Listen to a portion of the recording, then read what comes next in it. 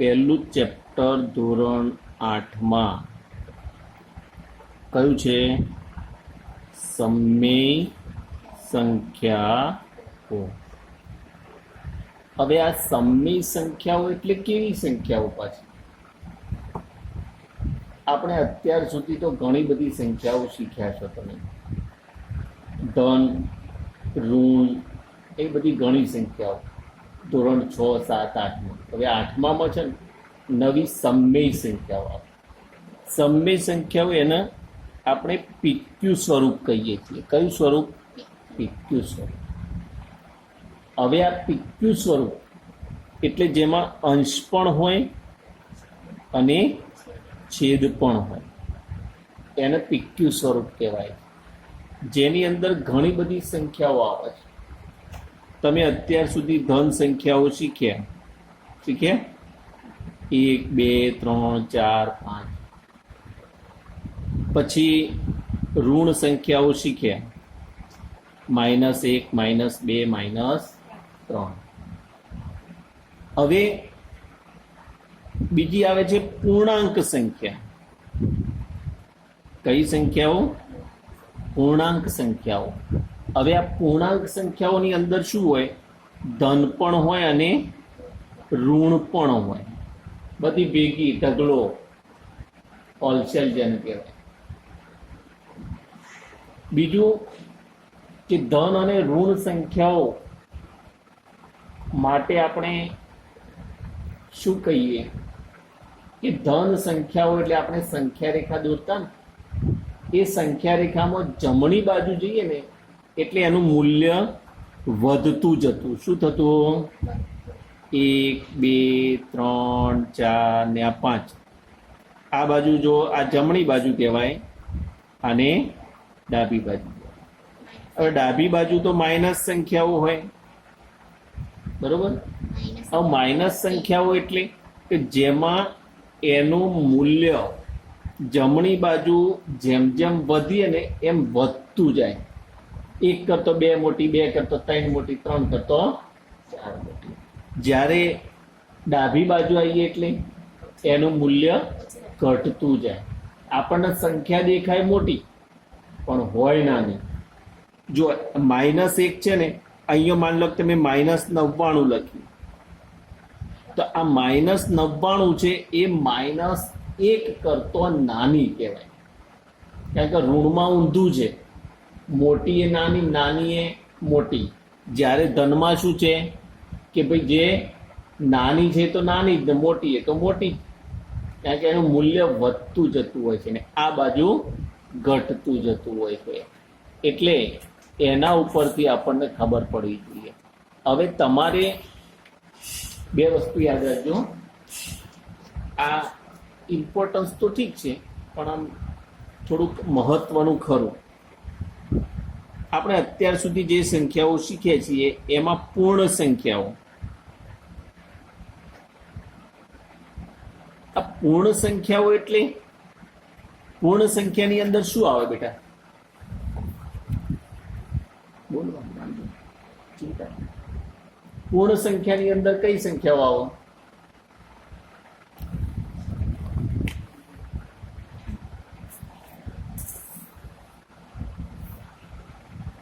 Zero થી ચાલુ થાય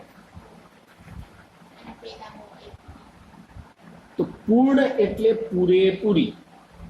પૂરેપૂરી એટલે બધી જ એટલે 0 થી સ્ટાર્ટ થાય. 0, 1, 2, 3, 4, 5, 6. હવે આ જે સંખ્યાઓ છે ને એમાં તમારે 4 રૂલ્સ શીખવાના. ધ્યાન રાખો. કેટલા? 4. એમાં એક સરવાળા માટે, બાદબાકી માટે, ગુણાકાર માટે, ભાગાકાર માટે. હવે એની અંદર સરવાળામાં કેવું ખબર છે? કોઈ પણ સંખ્યા એટલે અહીંયા તમારે એક શબ્દ નવો આવે છે. પહેલા તો આ તો કેવું ખબર, જેમ જેમ ધોરણ બદલાય ને એમ કંઈક નવું આવે. એકનું એક આવે, ક્યાંક ફરવા જઈએ તો આપણા જેવું જેવું બધું હોય. એટલે અહીંયા પણ જેમ જેમ ધોરણ વધે ને એમ કંઈક નવું નવું આવે. એટલે અહીંયા એક શબ્દ આવે છે તમારે, નવો શબ્દ, સમૃદ્ધ છે કે નહીં. હવે સમૃદ્ધ એટલે શું પહેલા એ તો ખબર પડી ગઈ. એમનો સાહેબ સમૃદ્ધ સમૃદ્ધ કરે છે, પણ સમૃદ્ધનો અર્થ શું? સમૃદ્ધ એટલે યોગ્ય. યોગ્ય એટલે કે બરાબર છે, હા કે ના. હવે જ્યારે પણ આ સમૃદ્ધ શબ્દ આવે ને એટલે સમજી લેવાનું કે એના માટે યોગ્ય છે. અને હું એમ કહું કે ભાઈ સમૃદ્ધ નથી તો એના બરાબર છે નહીં, એ સંખ્યા આવતી નથી.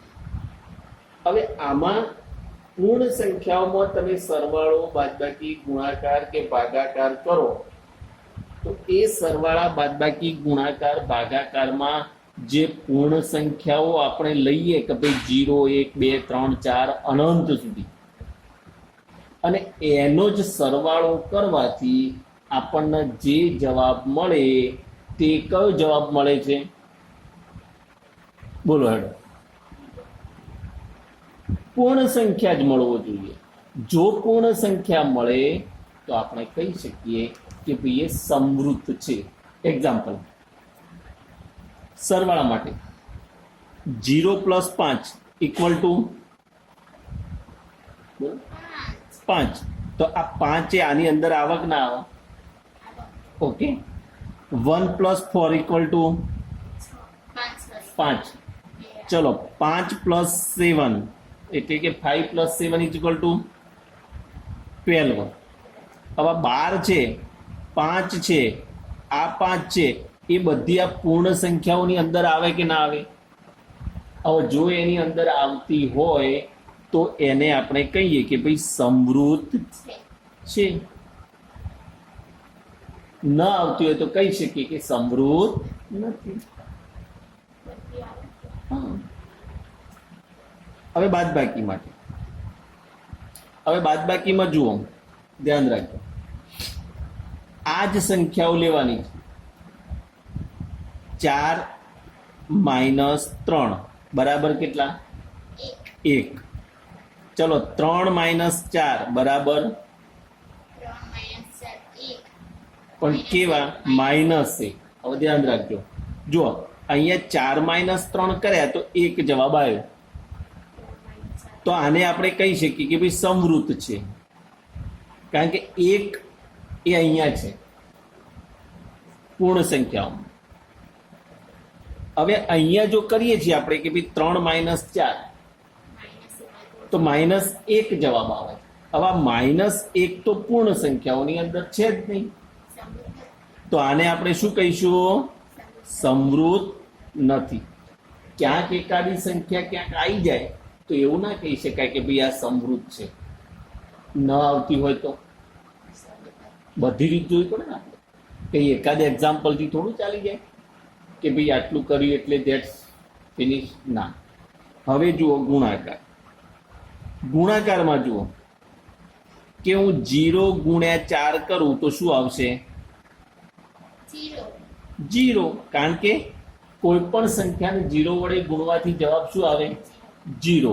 તો આપણે આ 0 અને 4 બંને પૂર્ણ સંખ્યા છે અને એનો જે જવાબ મળ્યો એ પણ શું છે? પૂર્ણ સંખ્યા છે. હા. હવે 3 × 5 કરો, 8 × 7 કરો, જેનાથી મળતો જવાબ જુઓ, 3 × 5 = 7 × 8. તો હવે આ 15 ને 56 ને 0 એ બધી શેમાં આવે? પૂર્ણ સંખ્યામાં આવે. એટલે આપણે ગુણાકાર માટે શું કહી શકીએ? સમૃદ્ધ છે. ભાગાકાર. ભાગાકારની અંદર શું છે કે ભાઈ 8 / 4. હવે 8 છે એ પૂર્ણ સંખ્યા છે, 4 છે એ પણ પૂર્ણ સંખ્યા છે. તો 4 × 2 = 8 થાય, તો 2 જવાબ આવ્યો. હવે 2 છે એ પણ શું છે? પૂર્ણ સંખ્યા છે, તો સમૃદ્ધ છે. ધ્યાન રાખજો. હવે હું આ ઊંધું કરું, 4/8, 4 દુ 8, તો 1/2 થાય. શું થશે? 1/2. હવે 1/2 તો આપણે પૂર્ણ સંખ્યામાં છે જ નહીં, તો આ બાદબાકી જેવું છે કે નહીં આમાં? તો આને આપણે શું કહી શકીશું? સમૃદ્ધ નથી. તો પૂર્ણ સંખ્યાઓ સરવાળા, બાદબાકી, ગુણાકાર ને ભાગાકાર કોના માટે? સરવાળા માટે સમૃદ્ધ છે, બાદબાકી માટે નથી, ગુણાકાર માટે છે, ભાગાકાર માટે નથી. ટૂંકમાં આપણે એવું કહી શકીએ કે ભાઈ સરવાળા અને ગુણાકાર માટે સમૃદ્ધ છે, બાકી નથી. આવું ને આવું. હવે બીજો ટોપિક છે, જુઓ ધ્યાન રાખજો કે ભાઈ પૂર્ણાંક સંખ્યાઓ. કયો ટોપિક છે? આ પૂર્ણાંક. હવે ધ્યાન રાખજો, પૂર્ણાંક સંખ્યાઓ. પૂર્ણાંક સંખ્યાઓની અંદર કઈ સંખ્યાઓ આવે? હાલ જ કઈ? બરોબર. પછી બીજું પૂર્ણાંક એટલે ધન અને ઋણ બંને સંખ્યાઓ. ધન અને ઋણ બંને સંખ્યાઓ આવી શકે. હવે ધન અને ઋણ ધ્યાન રાખજો. અહીંયાથી આપણે 1, 2, 3, 4, -1, -2, -3 અનંત સુધી લેવાની હોય. એવું નહીં કે સાહેબે 4 લખીએ તો 4 જ. કેટલા સુધી? બરોબર. હવે ધન જુઓ. હવે આમાં પાછું આનું આ જ છે, સરવાળા, ગુણાકાર અને ભાગાકાર. સરવાળો કરો, બાદબાકી કરો, જે કરવું હોય. ચલો હું અહીંયા -3 લઉં, +4. આપણે આગળ શીખેલા છીએ પ્લસ માઇનસ માઇનસ ને minus plus minus minus minus plus ધોરણ 7માં. તો માઇનસ પ્લસ માઇનસ, તો 4 માંથી 3 જાય તો 1. આવજો, આ ઋણ સંખ્યા છે, આ ધન સંખ્યા છે.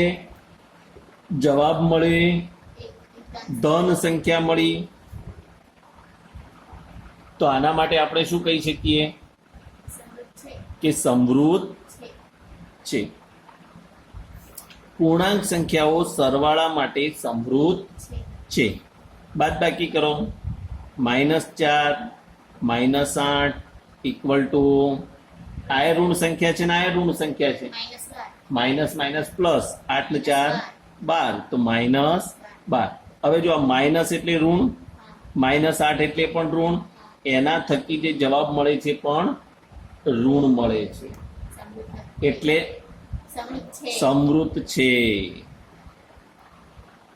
શું છે? સમૃદ્ધ છે.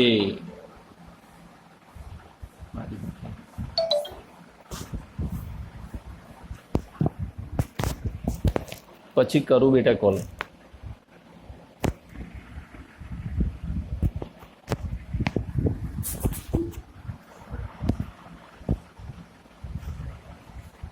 તો આપણે શું કહી શકીશું? સમૃદ્ધ છે. ગુણાકાર માટે. હવે ગુણાકારમાં જુઓ, 4 × -5, 5 ચોક 20, પણ કેવા? -20. હવે આ ધન ને ઋણ, જવાબ મળે ઋણ, તો સમૃદ્ધ છે. એ જ પ્રમાણે આપણે આમાં જોઈએ કે ભાઈ સમૃદ્ધ છે કે નહીં. ગુણાકાર માટે સરવાળા, બાદબાકી અને હવે આવે છે ભાગાકાર. ભાગાકારમાં જુઓ, 5/8 એટલે કે 5/8. હવે આનો છેદ ઉડશે ના. તો આપણે જો છેદ ના ઉડે તો શું કરીશું? કાંઈ નહીં, એમનું એમ. તો આવી સંખ્યા તો આપણા અંદર આવતી નથી, માટે સમૃદ્ધ નથી. તો આનું તારણ શું નીકળ્યું? કે પૂર્ણાંક સંખ્યાઓ એ સરવાળા, બાદબાકી, ગુણાકાર માટે સમૃદ્ધ છે અને પેલા માટે સમૃદ્ધ નથી, એવું આપણે કહી શકીએ. તો ભાગાકાર માટે નથી. ફક્ત શેના માટે નથી? ભાગાકાર માટે નથી, બાકી ત્રણેય વસ્તુ માટે છે. તો આના ઉપરથી આપણને એટલી તો ખબર પડવી જોઈએ કે ભાઈ આ વસ્તુ માટે આ છે ને આ વસ્તુ માટે શું ખબર રહે? પૂર્ણાંક સંખ્યાઓ 3 માટે છે, ભાગાકાર માટે નથી. જ્યારે પૂર્ણ સંખ્યાઓ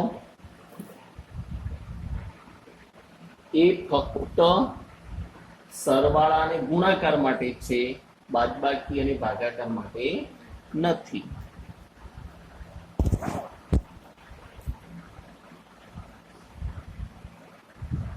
સમમેય સંખ્યા, હવે ધ્યાન રાખો.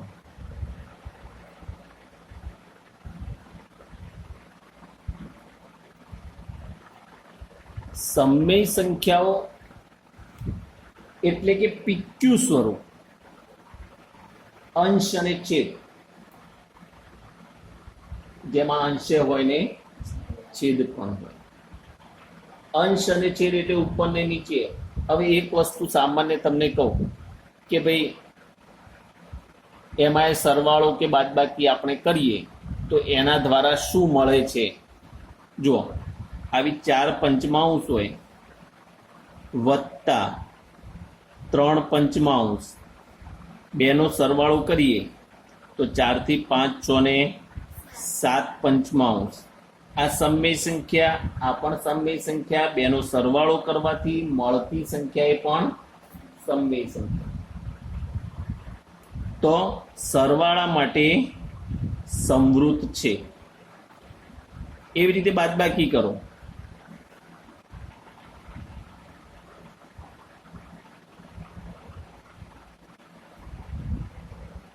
ચારમાંથી 3 જાય તો 1/8. એ પણ કેવી સંખ્યા મળે છે? સમૃદ્ધ છે. હવે આનો ગુણાકાર કરો.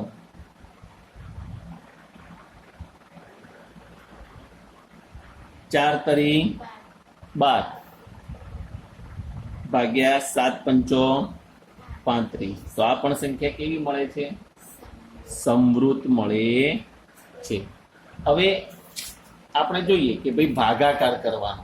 શું કરવાનું? ભાગાકાર.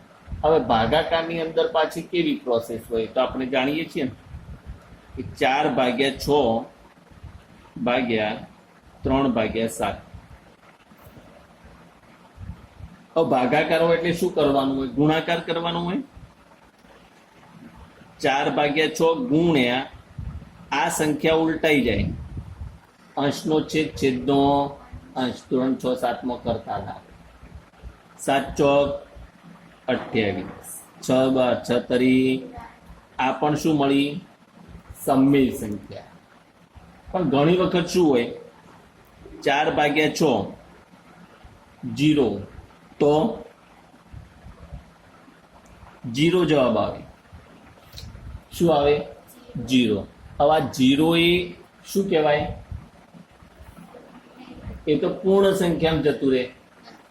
0 તો આવી શકે નહીં, એટલે આ સમૃદ્ધ નથી.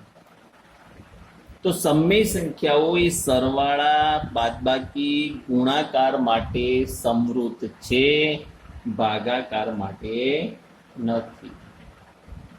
આટલી આપણને સમજણ હોવી જોઈએ.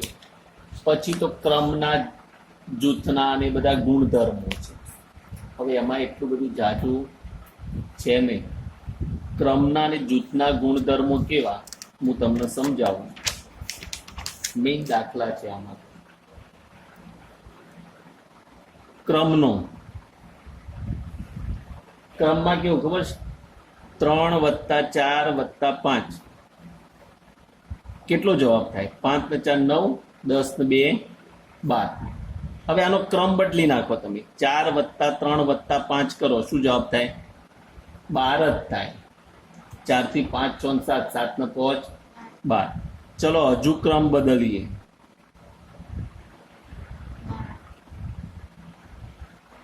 કોઈ પણ ક્રમમાં સરવાળો કરવામાં આવે તો જવાબ બદલાય? ન બદલાય.